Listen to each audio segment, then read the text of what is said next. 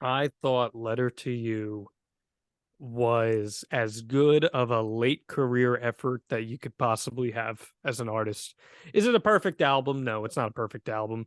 But when you take into account that he reached into the archive to pull out a few songs, retool them a little bit, and put them out, and then he comes back with sonically, it is just such a fantastic sounding album. When I heard Letter to You for the first time, the song, and I hear that little descending piano from Roy, I got chills because I was like, this is what The Promise sounds like. This is what Darkness on the Edge of Town sounds like. I was like, and that's my favorite era Bruce.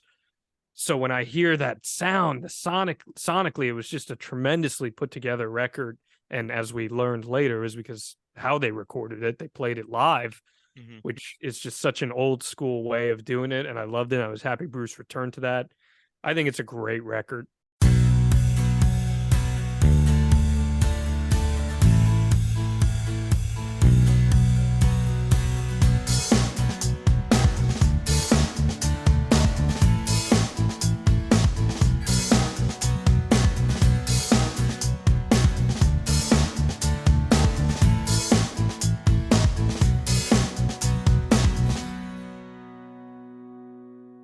Hello, everyone, and welcome to a new episode of Set Lusting Bruce, your podcast all about Bruce Springsteen, his music, and mostly his fans. I am your host, Jesse Jackson.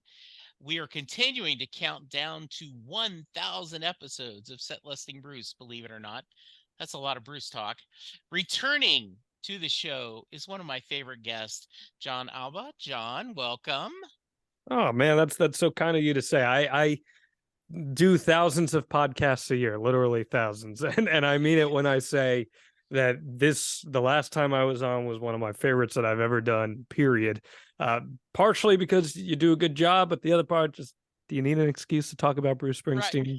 Right? Like, one of the one of the nicest things I've been doing that has been happened is when someone does, and you are not the first, but you posted something really nice. You said, if you really want to know the me, listen to this podcast. And I oh just yeah, was like, my heart was like, oh man, that's nice. oh yeah, man. I Yeah. think Bruce brings that out of me, and Yeah. we had a great conversation the last time, and I think that was close to 2 years ago now, and Yeah.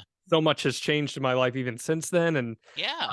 I mean, I have so many people because I come from the sports media background. It's like a rite of passage. If you're in sports media, you have to like Bruce Springsteen. So I just came across. I was like, hey, you guys should go check out Jesse's show. You should go check it. Yeah. So I think I sent you a few. So You hopefully did. you're Yes, able to link up we with did. them. And yes, it is.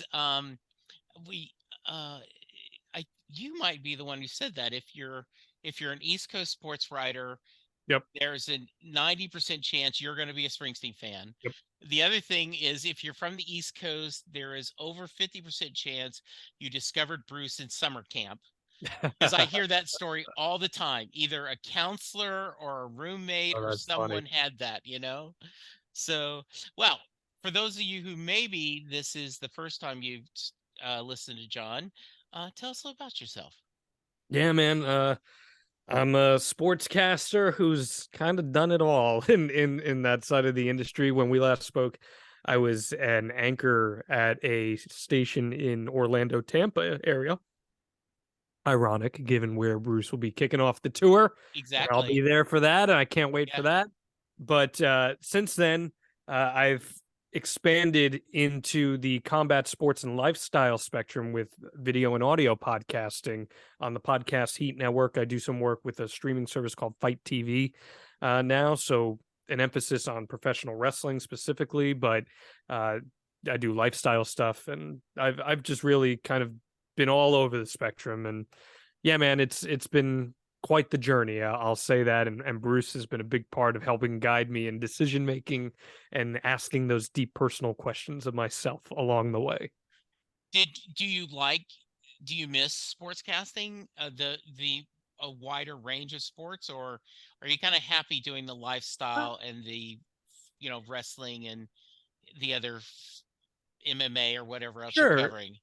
A little bit. I miss it. I don't miss TV news. TV news is a really difficult industry, Yeah. that just kind of is all encompassing and really bearing on your mental health. But I do miss covering Major League Baseball, the NFL, the NBA, NHL, all that stuff to a degree. And you know what? I still do some freelance play-by-play stuff for ESPN, Fox Sports, stuff like that, just to keep myself kind of relevant. But Mhm. you know, it's one of those industries where at some point you kind of have to ask yourself, is the stress, are the long hours, is the low pay, is it all worth it? And that's kind of the crossroads I'm at in my life right now. But I'm taking it day by day, you know? That's good. Um, so I'll be the cliche question. Where do you think McMahon's going to sell it to? Who do you think McMahon's going to sell it to? Yeah, so for those of you who maybe like professional wrestling, I Yeah. do host a podcast with a man named Eric Bischoff, who, Yes. if you're familiar with pro wrestling, he's a pretty big name. Yes. And we have a show called Strictly Business, where we talk the business of the business. Yeah. And something we've been covering frequently has been this potential sale with WWE. Whether a sale even happens or not is still to be seen. But if WWE does go up for sale and is actually part of a transaction, my gut tells me Comcast, NBC Universal is probably where it ends up, but it's anyone's guess. Disney's going to be on it. Saudi Arabia is going to be in on it. There are a lot of different properties that would see the value in the IP and the characters and the content that a company like WWE puts forward. And they'll pay premium money for it in the process, probably upwards of $8 billion or so. Yeah. We talked last time. My son is, a massive wrestling fan. We, he took me to WrestleMania when it was here in Dallas this Yeah, did you guys past have a good summer. time? Yeah, we did. We had a very good time. We enjoyed it a lot. And we, we've he is, like everyone else, right? You share logins for streaming services. So Chris is like, I got Peacock, Dad. Like, I got you. like I got this one, Dad. Like, There I'm you go. using your Amazon Prime, I'm using your Hulu, but no. I read so Well, that's why you would think that would be the first in line because they know how many views they're yeah. getting from, Peacock Plus. And they have the venture capital too. I mean, Yeah, Comcast is worth like $162 billion, something like that. yeah. Just absurd amounts of money. And Mhm. an $8 billion investment for them is nothing. So Right. I think that, and then you own the media rights. There's a whole thing. Check it out. Strictly Business, 83weeks.com, wherever Yeah, you want yeah. to Please do get and that. check it out. We're going to get off this in just a minute, but there are there are certain they're always talking about there are certain businesses that are recession proof, right? Like, funeral homes. Sad to say, right? Yeah, it's true. Well, I think in entertainment wise, professional wrestling has even the dips and, the ups and downs consistently has put butts in seats, have sold pay-per-views, Yeah. VHSs, DVDs, whatever the media format, there is an audience for that, not even including games and all the merchandising. Well, it's consistent content. It's 52 weeks a year content. Yeah, And that's something that not all forms of media are. right. Most forms of media aren't that. No, So it's consistent and it's done at a high production value for the most part. So I think that's what makes it a valuable property. And it's storytelling at the end of the yeah, day. it is. And storytelling is what I love about Bruce Springsteen. And it's one of the things I love about pro wrestling is when pro wrestling is done well, it's a great form of storytelling. People look at pro wrestling on the surface, say, oh, it's just a couple people just in there roughhousing doing their thing. Nah, that when it's done well, there's such a great story to be told over a period of time, or even in a match, there's a great story that can be told. So yeah, it's been something that I see a lot of different parallels to different forms of media, be it movies, television, or even music, like Yeah, Springsteen. I mean, look, Springsteen wrote the song "The Wrestler" for that absolutely, he did. outstanding movie, and I thought Yeah, he did such a great job capturing what it's like to be an independent wrestler fighting for that last bit of relevance. And I thought he did an amazing job. That's low key one of my favorite Springsteen songs. I think it's a very underrated one. I absolutely agree. All right, getting off that, I just had to ask you, and No, I of course. appreciate it. And so we, um, since we've talked, you mentioned a few things have happened. So, um, thoughts on Letter to You, the covers album? What's your thoughts? I thought Letter to You was as good of a late career effort that you could possibly have as an artist. Is it a perfect album? No, it's not a perfect album. But when you take into account that he reached into the archive to pull out a few songs, retool them a little bit, and put them out, and then he comes back with sonically, it is just such a fantastic sounding album. When I heard Letter to You for the first time, the song, and I hear that little descending piano from Roy, I got chills because I was like, this is what The Promise sounds like. This is what Darkness on the Edge of Town sounds like. I was like, and that's my favorite era Bruce. So when I hear that sound, the sonically, it was just a tremendously put together record. And as we learned later, is because how they recorded it, they played it live, Hmm. which is just such an old school way of doing it. And I loved it. I was happy Bruce returned to that. I think it's a great record. I really do. Uh, the the soul record, only the strong survive. Yeah, It's entertaining, and I don't put too much stock into it. It was more, all right, let's see how Bruce sounds, right? Let's hear his right. voice. Let's hear how he sounds. Are there songs I skip on the record? There certainly are, Yeah, admittedly, sure. but I think there are some songs that really showcase his vocal strength at this age, which wasn't something I wasn't necessarily expecting.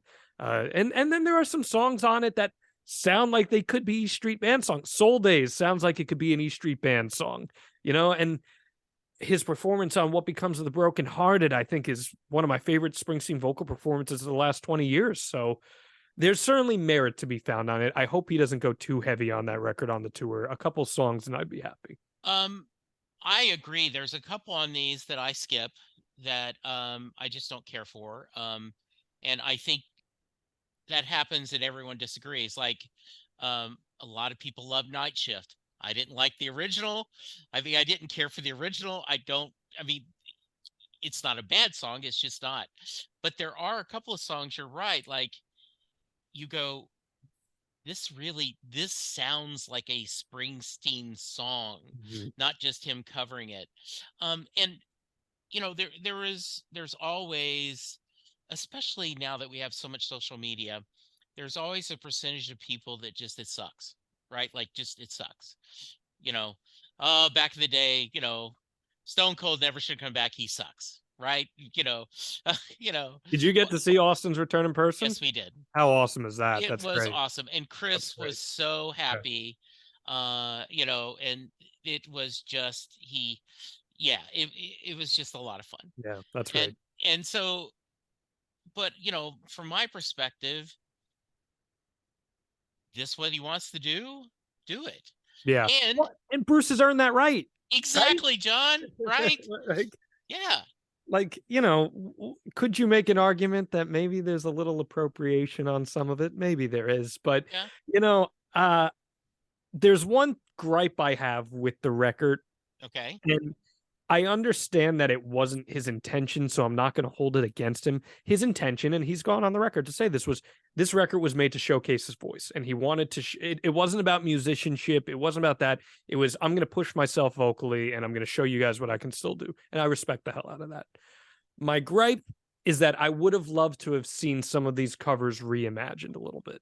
They're pretty much just the straightforward song as we've heard them a million times before. If you've heard some of these songs before this, I yeah, would have loved to have seen him reinvent them a tiny bit to maybe give a little more of a Springsteen flair to it that would have made a song like Night Shift a little more memorable, maybe, you know. because similar to, I was not a fan of the Seeger Me session neither. Me CD, neither. partly, and I just recently came to understand this, but he didn't sing Froggy Went in the Court in the way my dad did, therefore it's wrong, right? I mean, just and but I'm a fan of the Live in Dublin CD and DVD because they take Springsteen songs and reshift them with They that band. reconstruct them. Yeah. Like if I'm greedy, but Western Stars, I love the album and I love the film.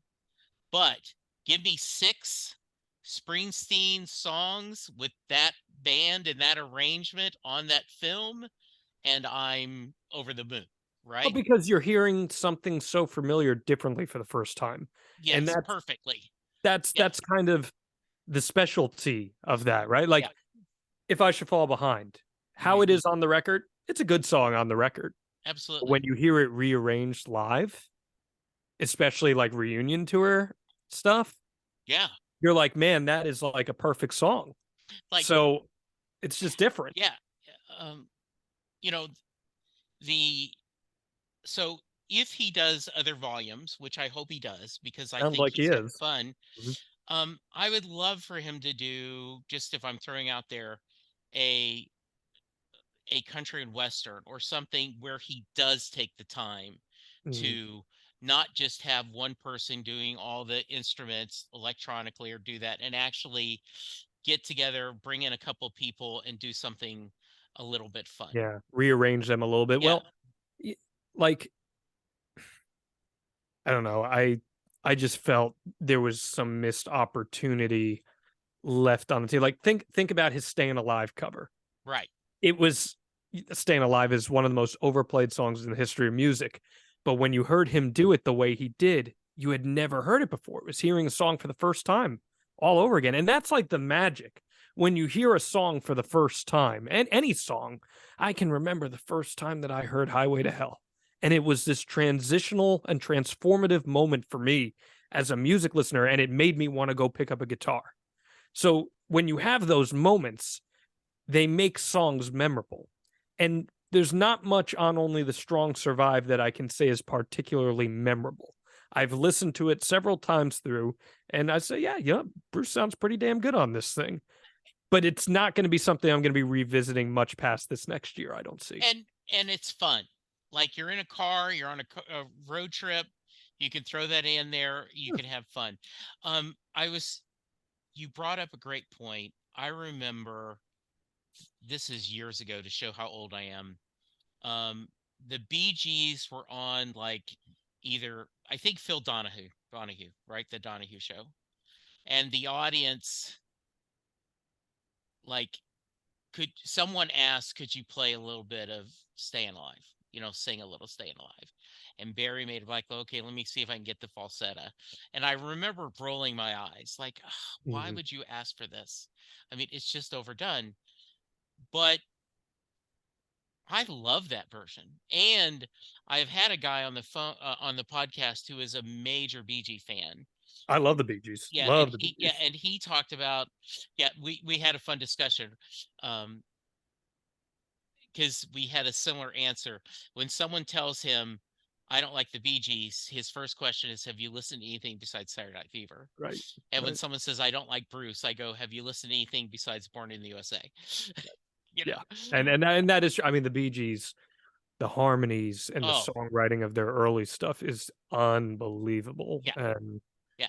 I've always said "To Love Somebody" is a song I'd love to hear Bruce do. I would love Oh, to yeah. hear Bruce do a song like that. I don't know. I made a list of, just for myself, like, oh, this would be a good, he could do a John Hyatt song, and I did, here are things that he could do. Yeah, so it'd be fun.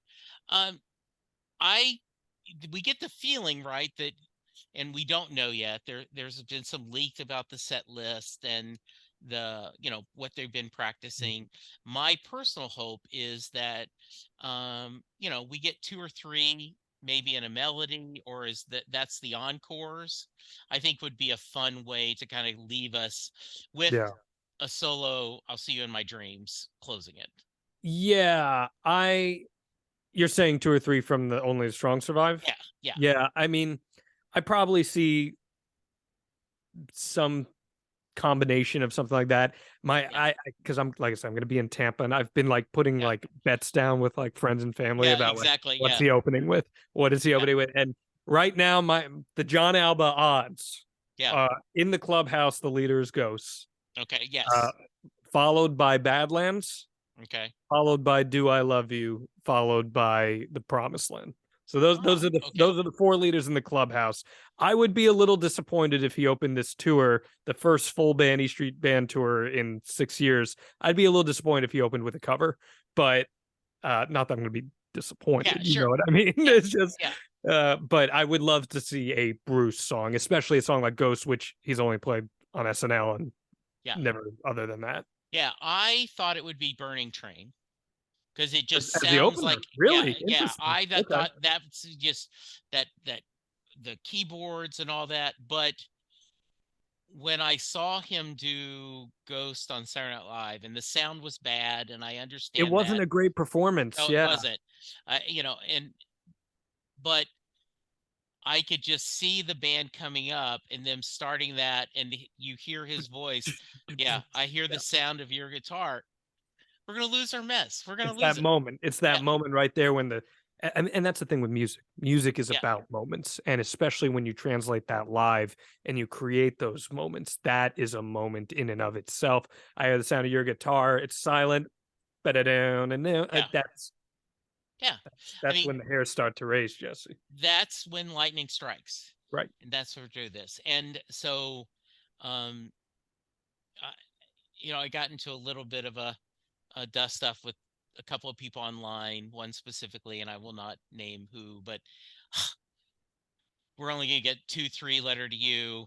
It's just gonna be a tour. It's gonna be like 16 all over again. Just a bunch of other songs, doesn't matter. No, I think he'll probably play a good chunk of Letter to You. Maybe not right away, but I think Yeah. over the course of the tour, he'll probably play quite a bit of Letter to You.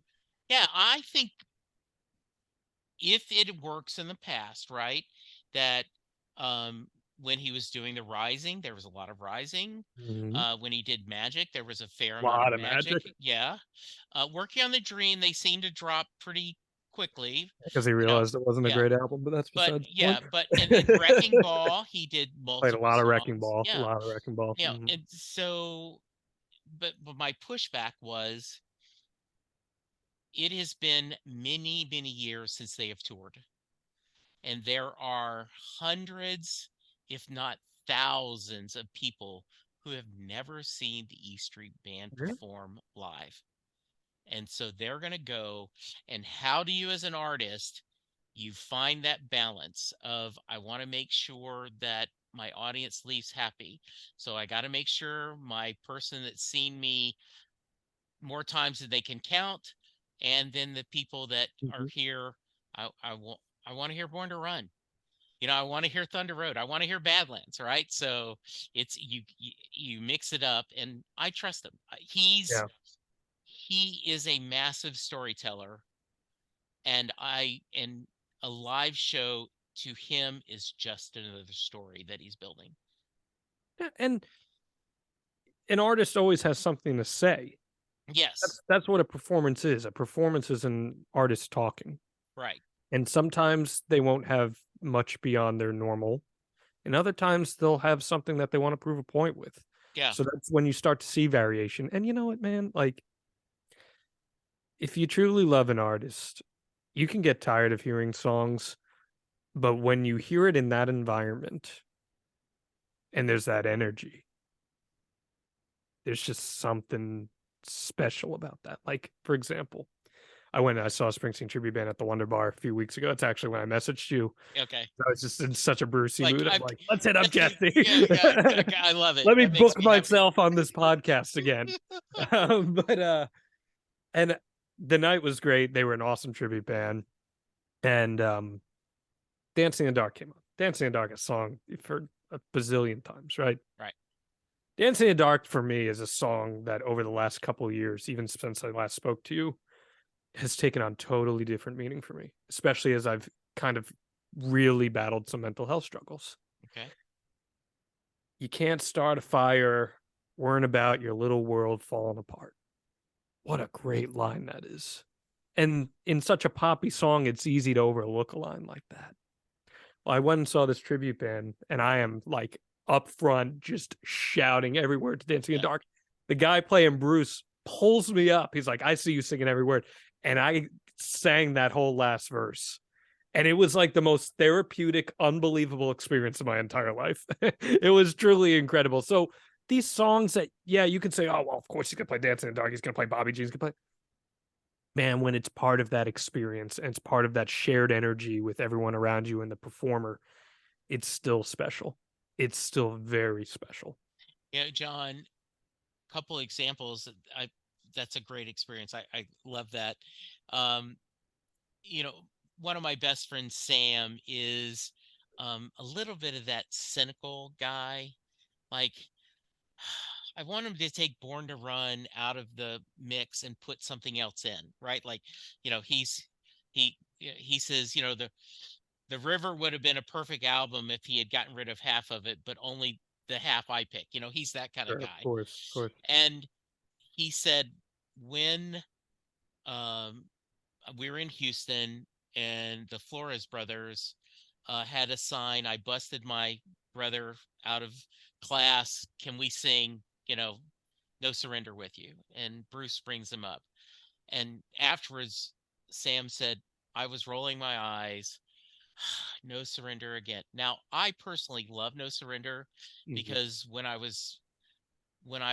had colon cancer, no retreat, no surrender. Sure. Hashtag no retreat, no surrender. So it means something to me. I'll never be tired of that song.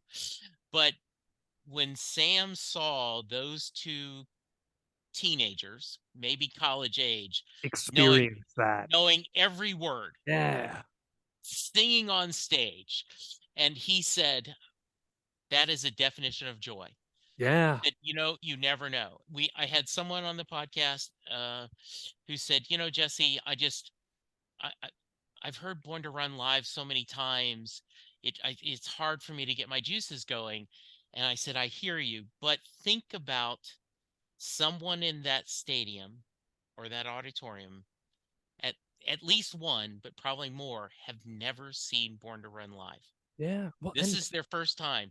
And she said, I will never complain again. She goes, I am now going to put myself in that shoes of that person who has saved their money, spent their yeah. time. This is their first time seeing Bruce, and I am going to just cry out of joy because of that. Well, and in Orlando, I'm going with some friends, 3 friends who have never seen him before. Oh, that's going to be And great. and one of them is a pretty good fan, but she's just never seen him. Yeah. And the other 2 are very casual at best, but they respect music and they're like, "Man, seeing Bruce is like a bucket list kind of Oh, thing." yeah, absolutely. And and he's like, "Just being able to hear Born to Run by the guy that wrote it is a cool enough thing as is." And Born to Run for me, I think I spoke about this last time I was on with you. Just again, that final Bruce has a way with final verses. Like Yeah. someday, girl, I don't know when we're gonna get to that place where we really want to go. That is a motif right there. Yes. Someday, I don't know when we're gonna get to that place. Times may be tough. There may be challenges in our way, but I feel confident that we're gonna get to where we want to be.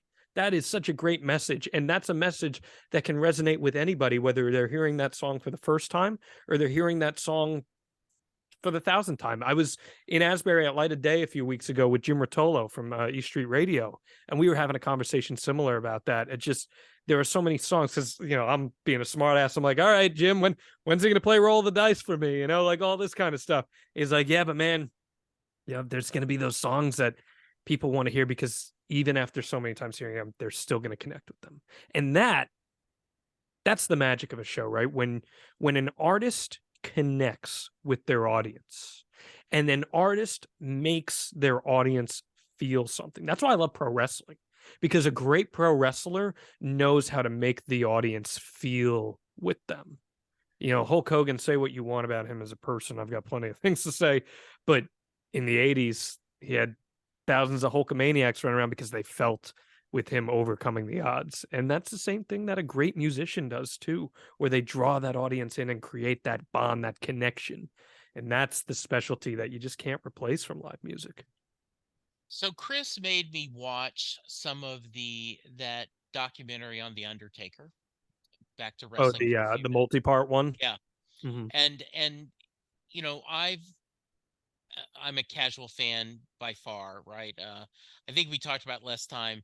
I saw that Bret Hart documentary when Chris was little, and so ever since then, Bret Hart's been my favorite Your wrestler, guy. just because Yeah, I love yeah. that documentary. But I was I saw how engaged he is with the Undertaker, and just how much he enjoys that character. because he connected with them. It's exactly what you're saying, right? They connect that story and getting over it and selling the move and selling the storyline is just something that's really well done. Um we when we I had someone talking about the From My Home to Yours Springsteen, series of radio shows he did, and the guy said he's a great storyteller. Why are we surprised that he cannot tell a story? Like, we're all acting like, God, I can't believe what a good, how he weaves a story and picks the songs. What do you think he is? He's a storyteller. Yeah, why is Dwayne Johnson a great actor? Well, because he's been done it all Yeah, before I'm he doing it even got in front of a camera. right. Yeah. Hmm. Yeah, and listen, as in the pro wrestling reference, like that doesn't even just entail a storyline. Like when you look at someone in a match, a good guy, a baby face, and they're Yeah. being beaten up, they're being down. Well, maybe we haven't felt that physical pain from a match. I have. I've gone off the top rope several times, but maybe we have in our life felt like life is beating us up a little bit, whether it's depression or in your case, cancer. We've all felt that where life is getting the best of us. And it's all about that comeback, right? We know the good guy's going to get a comeback in. And it's why the crowd rallies behind a good guy because they want to see what ails them get their comeuppance. And we feel that in real life. And I think we resonate with that with music too and live performance. And it's why we collectively come together to enjoy these shared experiences. Yeah. And I think there are few people better than Bruce Springsteen at that. Yeah. I know that the night of Tampa, I will be feeling nervous for all the people attending and excited. I will be thrilled for them. And Mhm. I will not um I believe in spoilers on set lists. So I will be, like, You'll be oh, what checking. is it? It will be. I'll text you right after Right. song Yeah, number one. I'll say, all exactly. right, Yeah. all right, here's what we Yeah. got, bud. Yeah. And so, oh, that's going to be great. Well, Now, and that's the moment that I just can't wait for because I know I'm going to be an emotional wreck because yes. this man has helped me through so many struggles in my life and seeing and being part of that moment. And I'm bringing my mom for her birthday. Uh, It's just a it's just a going to be a really special thing, you know. so have you cried at a concert before? Oh my God, yeah. Okay. Oh, have I? I mean, I bawled seeing him on Broadway, bawled my Yes. eyes out.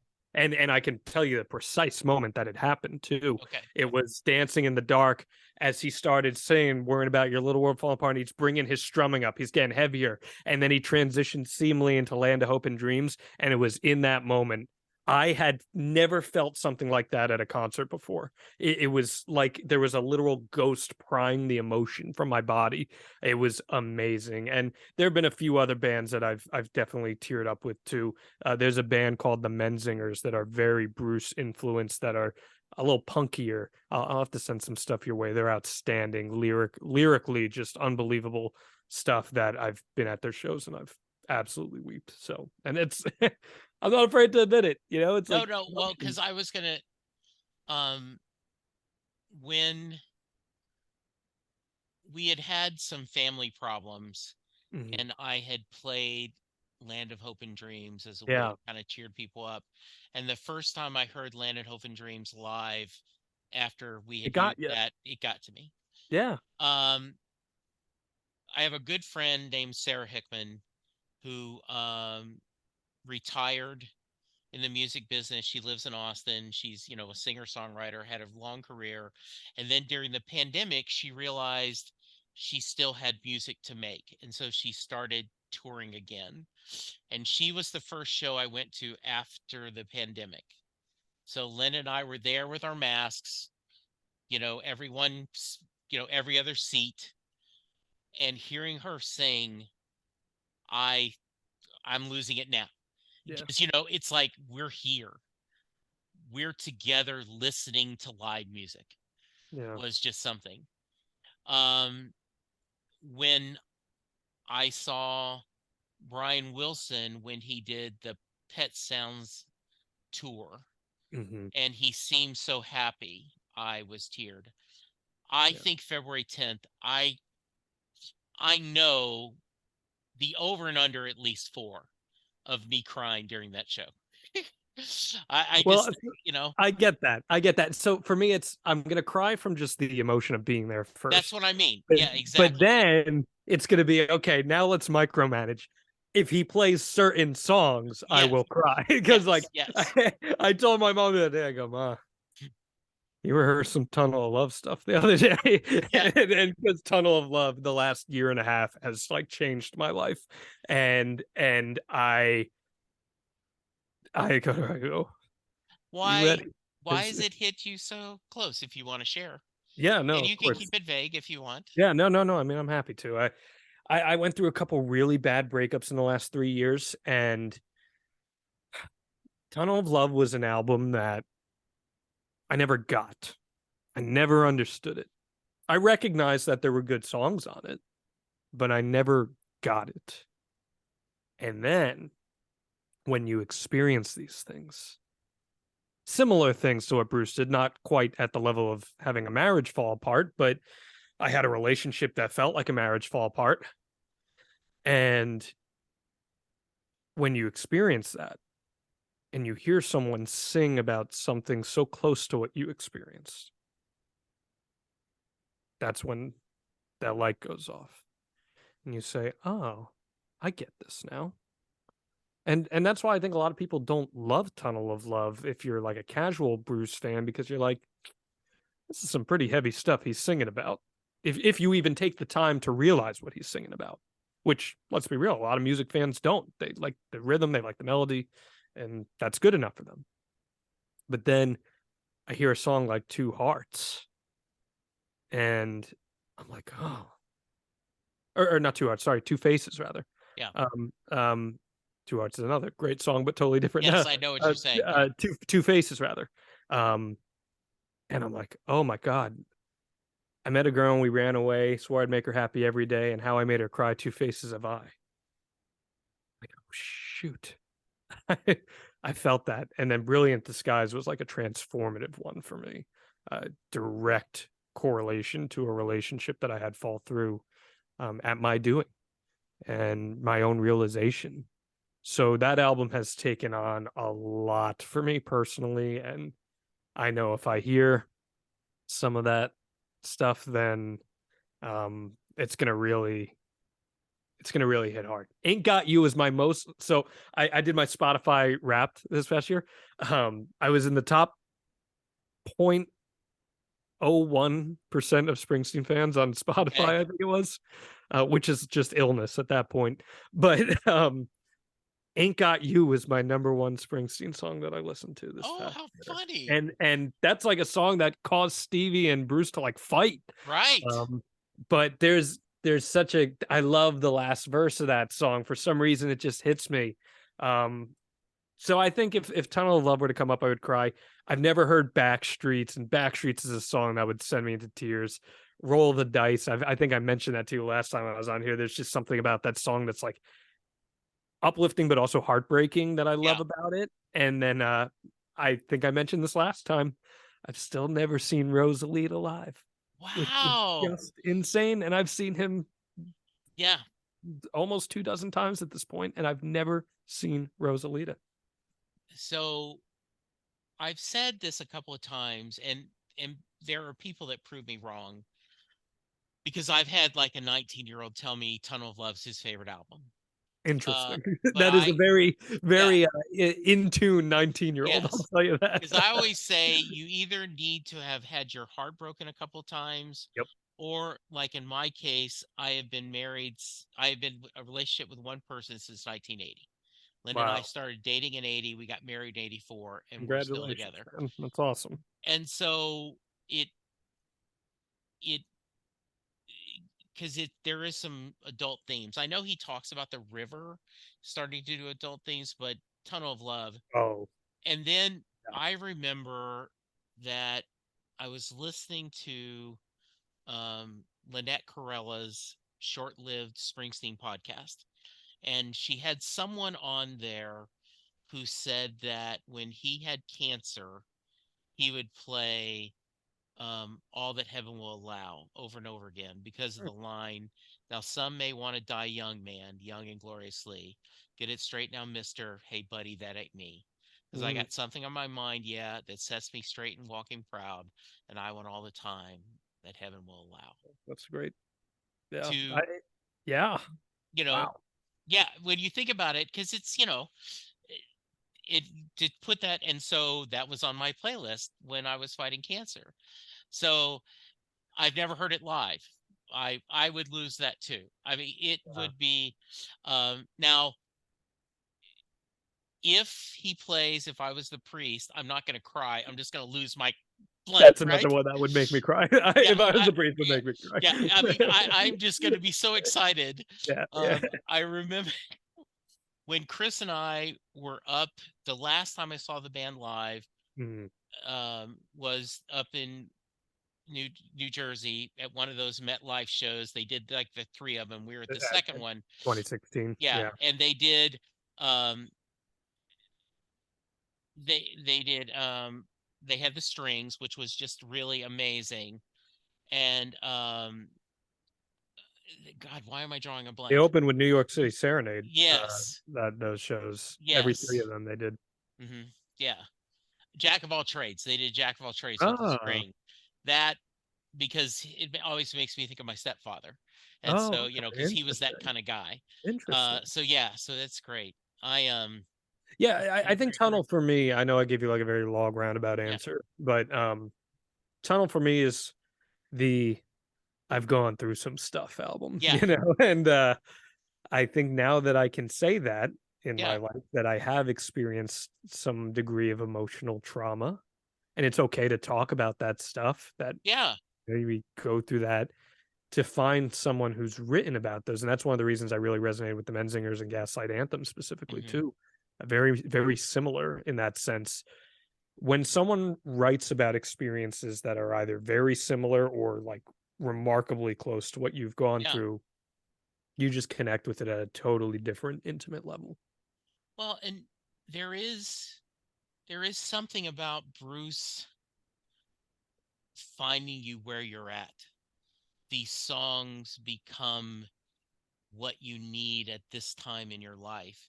Um, and I do want to go back. I probably once a month when I'm feeling like I need a jolt of emotional caffeine, I do play that Dancing in the Dark to Land of Hope and Dreams, Oh, kind of it's that. Yeah, amazing, isn't it? I mean, it makes me go just a little bit crazy.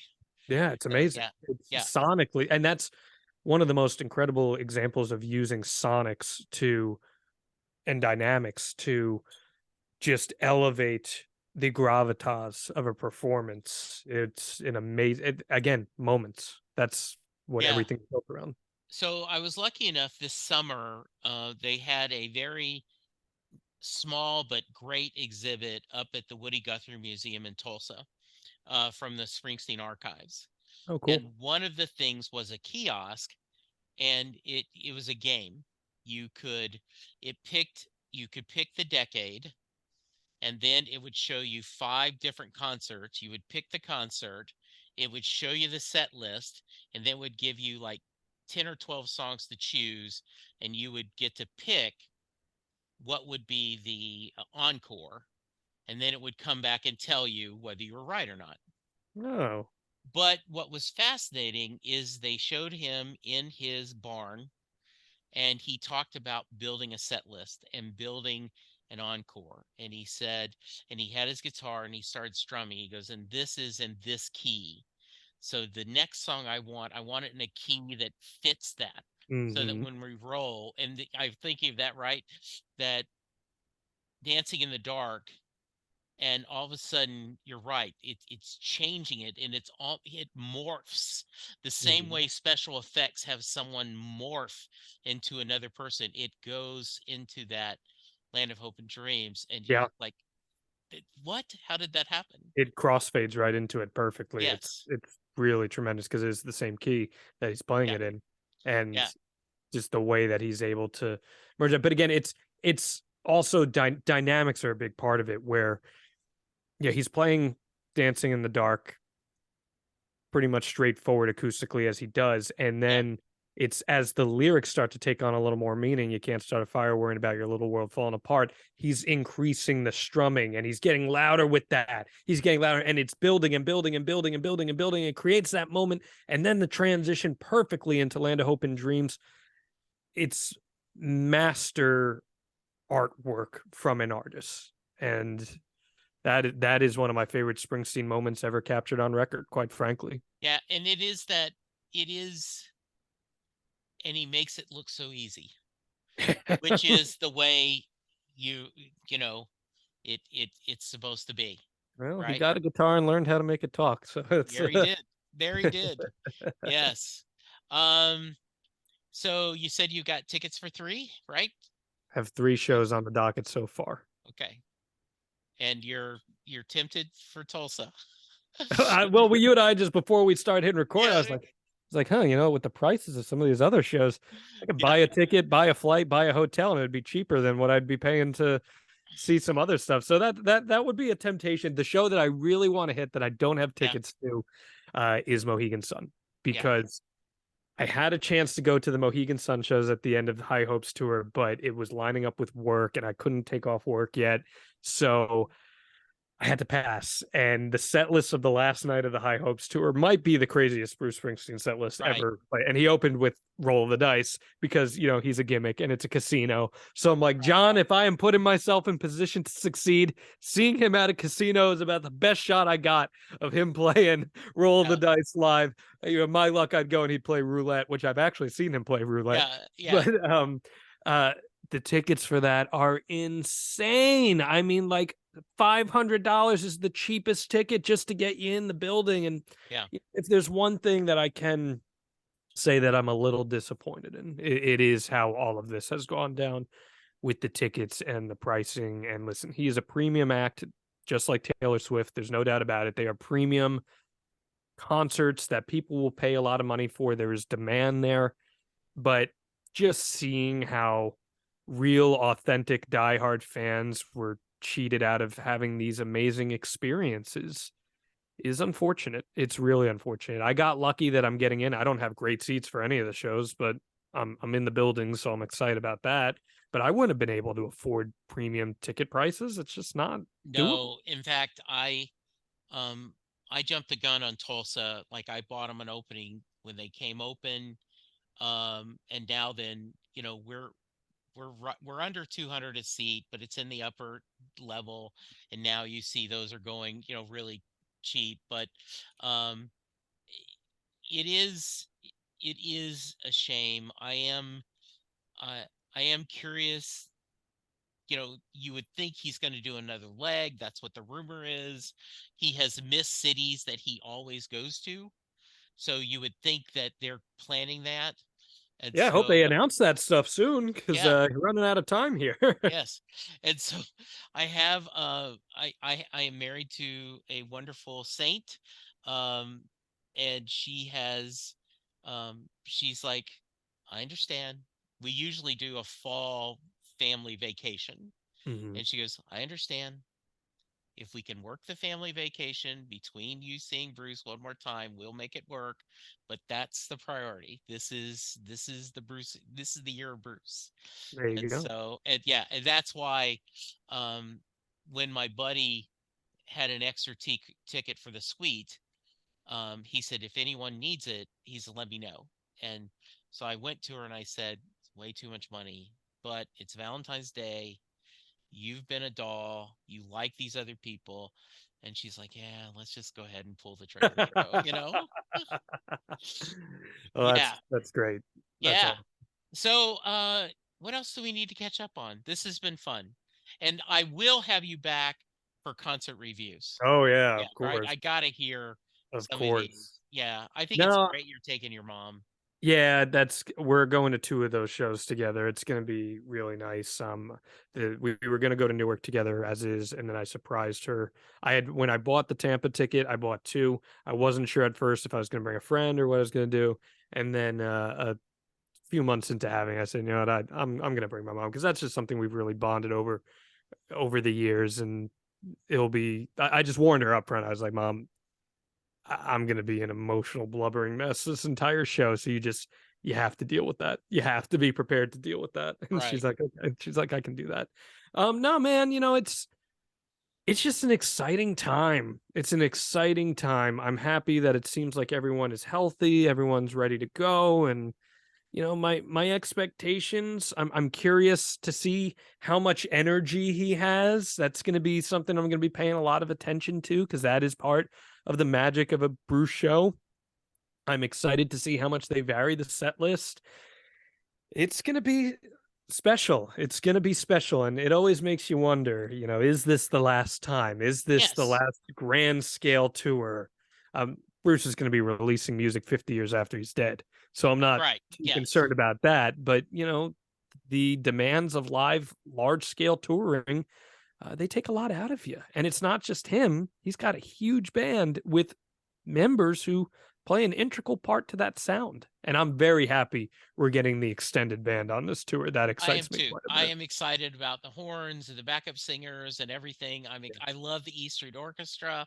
I think that'll be a lot of fun. Um, you do, I mean, he could do Springsteen on Broadway like till he's 80, Sure. right? I mean, like, Go beyond that if he wants to. yeah, um, because Dylan is doing the never ending tour. But I can't remember, but there is the London's version of Broadway, West right? End. Yeah, Hmm. they would he would sell out Of easy if course. he set up a residency, just did a show there. So I think that's going to be good. Um, yeah, but I don't know if they're going to, and like the last time, the 2016, they were just going to do a couple of shows to promote the box set, right? We've got the River box set. Let's just do a couple of shows, and all of a sudden we got this massive.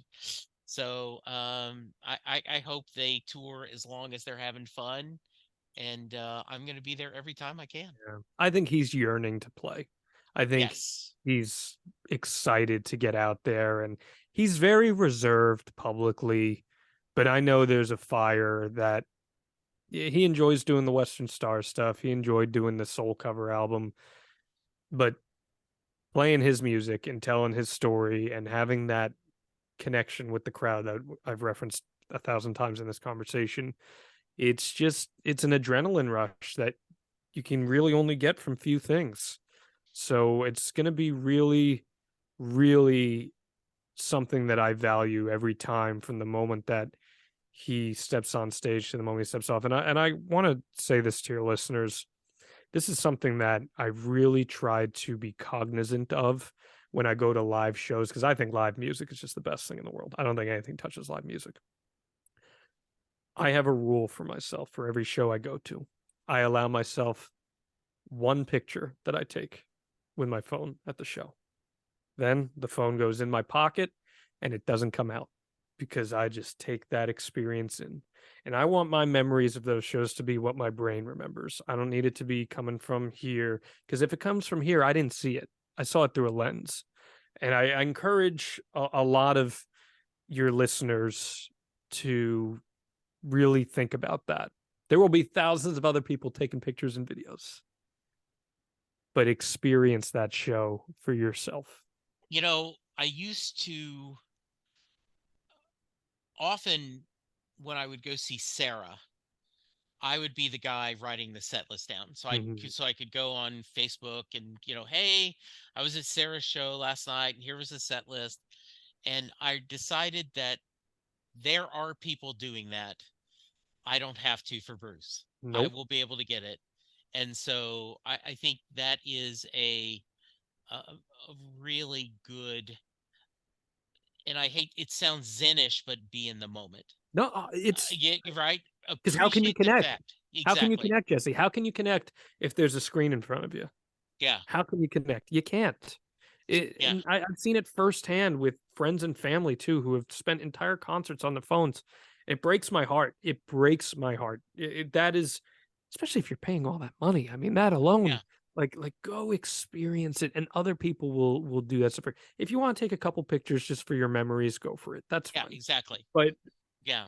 when they're out there playing, live in that moment. It's everything. It's Yeah. just so special. And as we've talked about, you don't know how many more times you're going to get to experience that. Well said, my friend. Well said. Um, if someone wants to reach you, what's the best way? I'm pretty active on Twitter, as you know. JONALBA is the place to find me. Uh, Instagram, JON_ALBA.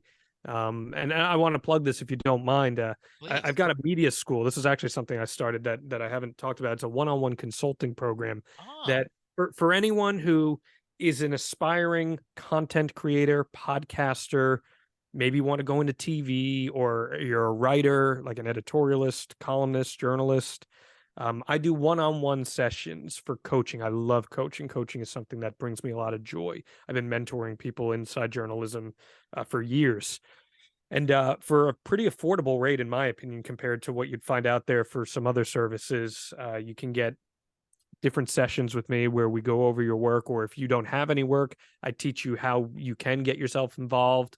Because I'm sure, like, even you, when you started this podcast, you probably didn't know a ton about podcasting. You just want to no, get into it and get. So exactly. I feel like I've kind of done everything in media. I've been on television, I've been in radio, podcasted with some of the biggest networks in the world. Uh, I've written for a long time. So if anyone is out there aspiring and here's a podcast like this, is like, I'd like to start something like this, albamediaschool.com, ALBA, albamediaschool.com. That's where all the information is. Go check that out. I'd love to hear from you or any of your listeners who would even have some interest in that. Or if you just want to sharpen your skill set a little bit, I do a lot of talent evaluation and try to get rid of some bad habits too. Very nice. I love that. I'm glad you did this at the end because I would have been subconscious, all like, man, what am I doing wrong? Uh, and plug the podcast again. Yeah, man, I got a few podcasts out there. Strictly Business with Eric Bischoff, which, if you have any interest in pro wrestling, the business side of it, it's a pretty cool show. Drops every single Thursday, 83weeks.com or wherever you get your podcasts. The Extreme Life of Matt Hardy, for any of you Attitude Era fans, if you love the Hardy Boys, Matt Hardy and I every single week talk about his life story, and it's really fun. And I also host a sports show every Monday night live at 6 on YouTube called Out of Bounds, which is a really fun take on sports, the weird, wild, and wacky side of sports, we call it. So that's 6 o'clock Eastern every single Monday on YouTube. Just search Out of Bounds, Know Your News. It's very what's the right word? Therapeutic for me to get to just talk about the fun side of sports. So, Very and good. I'll be plugging the hell out of this, brother, because Yes, I it love will. this stuff. I'm so seriously, I'm so appreciative of the opportunity to speak with you. Congratulations on getting close to 1,000 episodes. I love doing Absolutely. this stuff with you, Yeah. and you and I will have to touch base Yes, after we some will. shows, and we'll have to get it going, brother. So we may have to talk about what my Cowboys need to do. Uh, give up on Dak Prescott, but that's besides the point. It is it was very disappointing.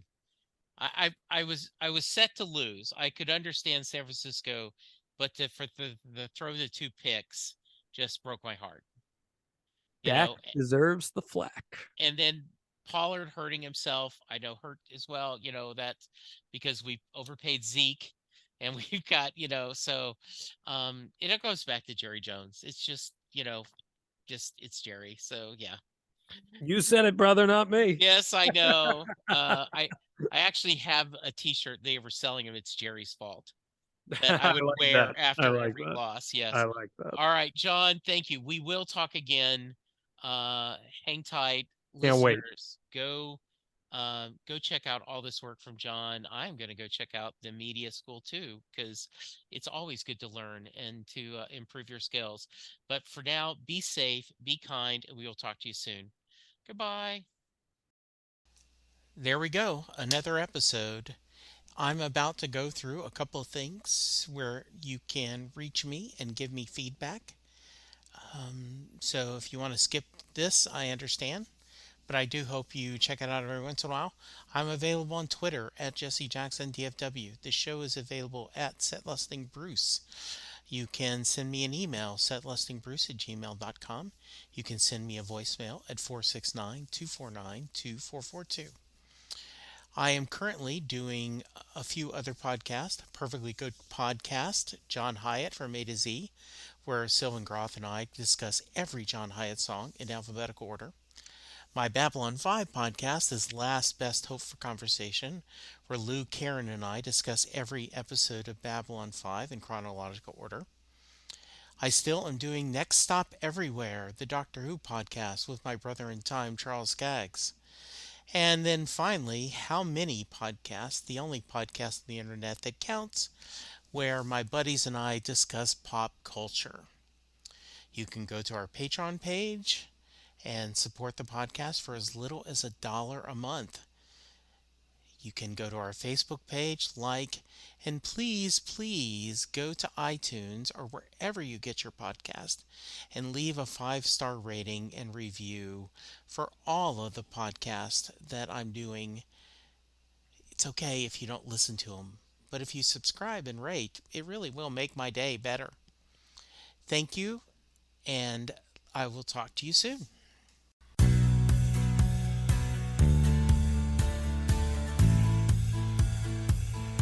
You just heard the fun talking, hard rocking, music loving, album ranking, fan thinking, joy spreading, lyric reading, story sharing podcast that is the one, the only Set Listing Bruce. The theme for Set Listing Bruce was written by David Rosen, used by permission.